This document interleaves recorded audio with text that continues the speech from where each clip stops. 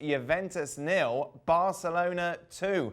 Frank Leboeuf, Alejandro Moreno and Craig Burley with us to discuss this. Craig, you looked at that starting 11 from Ronald, Koeman, no Ansu Fati, Griezmann back. But boy, Barca got the win. What a great response after that Clasico defeat. Clasico mauling, I think, was more the correct terminology. But yeah, it was a perfect night for them because they looked pretty solid themselves, and they come up against a Juventus side that were, let's be frank about it, shambolic. You know, both sides going into this with, 2 wins in 5 games, so not in great form, coming off the back of that Clasico, as you mentioned.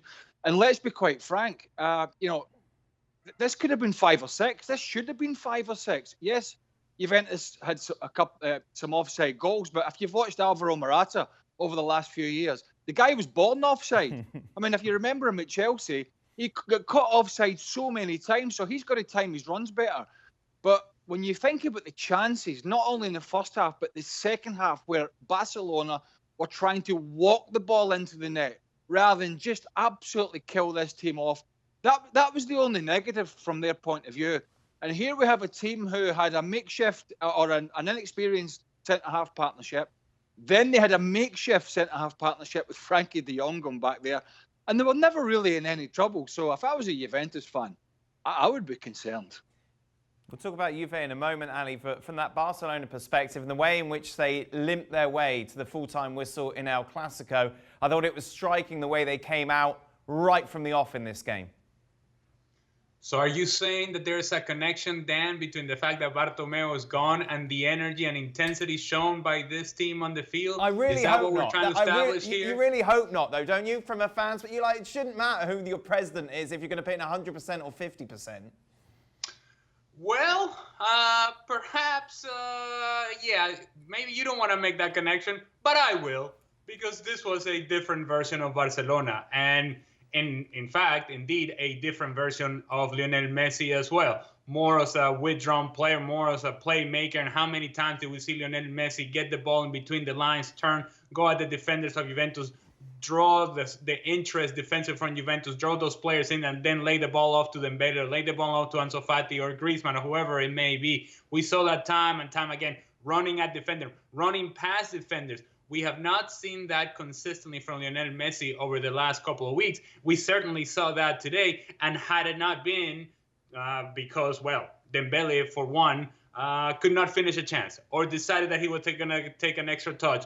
Had he not scored the first goal, which, by the way, was a deflection, I would have told you this kid needs to come off the field at halftime, because he can be such a frustrating player from a Barcelona perspective, in that you see flashes of what he can be, and then he cannot make a simple pass or a simple decision or the correct decision in the final third. How many times does he need to take a shot on goal and he decides to pass? And then the times in which he needs to pass, he decides to take the shot on goal. Regardless, though, Barcelona overcomes all of that, and they were far superior to Juventus. Now, that there's something to be said about Juventus and how poor they were today, but Barcelona as a whole, there was intensity, there was energy, there was a good feel and a positive vibe and a positive intensity about this team that we hadn't seen. And so it's impossible not to make the connection, because what has changed from Barcelona over the last couple of days?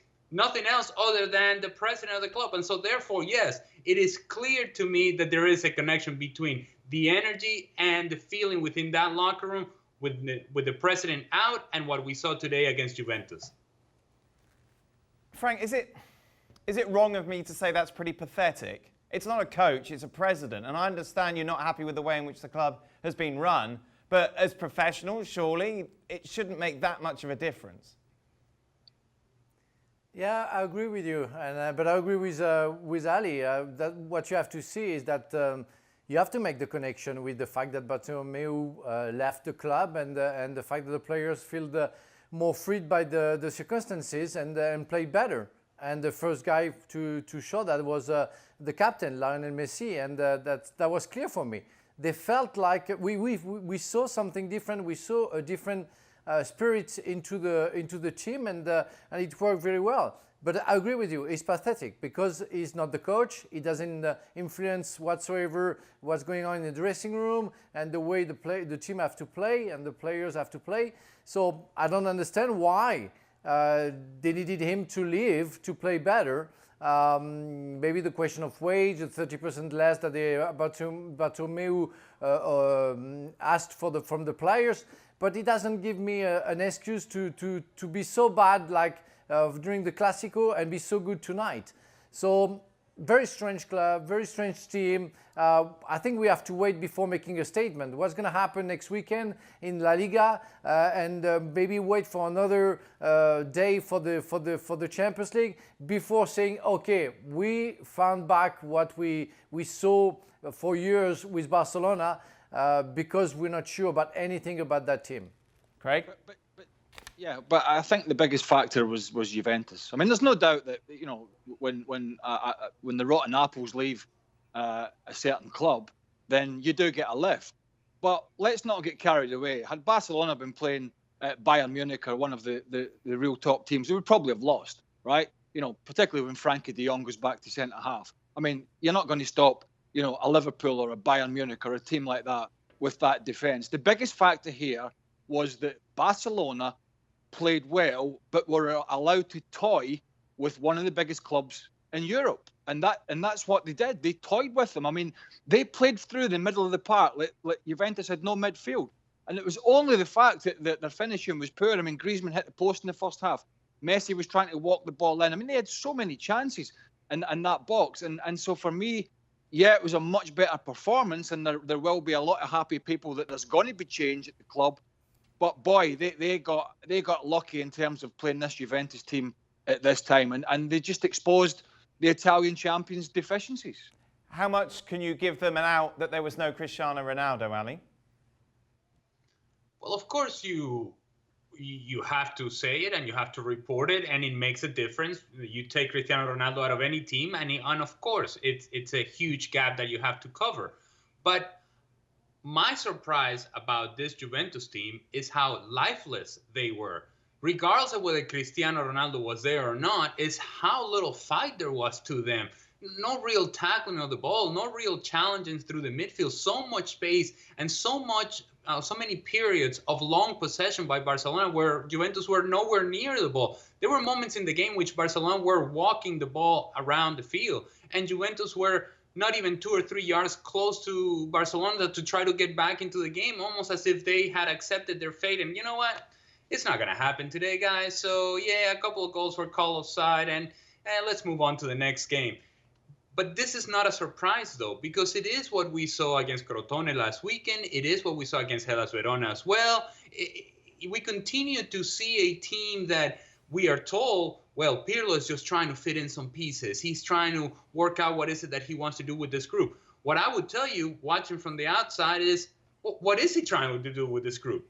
Because there is no real structure or balance to the team or plan in place. It's just guys running around. And eventually, when you run into a team like Barcelona that can move the ball around, that can play the ball, that can pass the ball, well, you look like you did today, that you had no idea what you were doing, completely disorganized, without any sort of spacing, proper spacing between the lines. And eventually, Barcelona simply took advantage.